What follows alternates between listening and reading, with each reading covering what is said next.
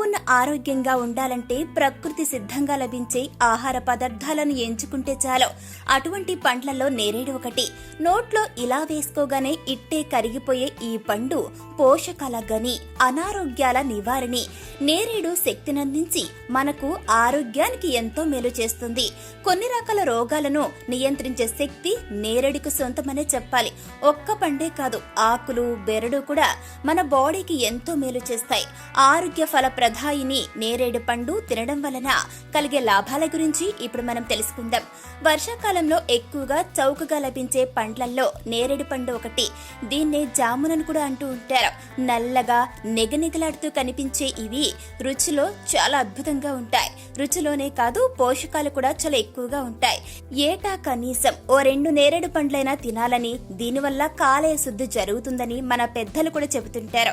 అసలు నేరేడు పండ్లలో ప్రయోజనాల గురించి తెలిస్తే వాటిని తినకుండా ఉండలేరు. మరి నేరేడు పండ్లలో చాలా రకాలున్నాయని మీకు తెలుసా? మరి వాటి గురించి ఇప్పుడు తెలుసుకుందాం. ఒకటి, గుండ్రంగా పెద్దగా ఉండేది ఒక రకమైతే, కోలగా ఉండి పెద్దగా ఉండే రకం మరొకటి. వీటిని అల్ల నేరేడు అని అంటారు. ఇక మూడో రకం వచ్చేసి గుండ్రంగా ఉండి చిన్నవిగా ఉంటాయి. వీటిని చిట్టి నేరేడు అని అంటారు. రామాయణంలో శ్రీరాముడు 14 ఏళ్లు వనవాసం చేసినప్పుడు ఎక్కువ భాగం ఈ పండ్లతోనే కాలం గడిపాడని భారతీయుల నమ్మకం. అందుకని మన భారతదేశంలోని గుజరాత్ అలాగే వివిధ రకాల ప్రాంతాల్లో దీనిని దేవతా ఫలంగా భావిస్తారు. ఎండకు చూసినప్పుడు కాయ ఫుల్ కలర్ వచ్చింది అనుకుంటాం. పీకినా కూడా కింది బ్లాక్ ఉంటుంది, పైన రెడ్ ఉంటుంది. అది కాయ తిన్నప్పుడు చాలా సవ్వగా ఉంటుంది కానీ టేస్ట్ ఉండదు కాయ. అది నిదానంగా చూసి పీకాలి. కాయ పూర్ బ్లాక్ అయితే మంచి రేటు పోతుంది. అది సగం బ్లాక్ సగం రెడ్ ఉంది అనుకో, కాయ చాలా డిఫరెన్స్ వస్తుంది, టేస్ట్ ఉండదు.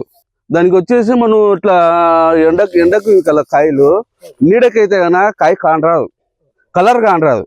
కాయ మనం ఇట్లా పీకినప్పుడు పైన రెడ్ వస్తుంది. ఈ రెడ్ ఉండకూడదు, పూర్ బ్లాక్ ఉండాలి.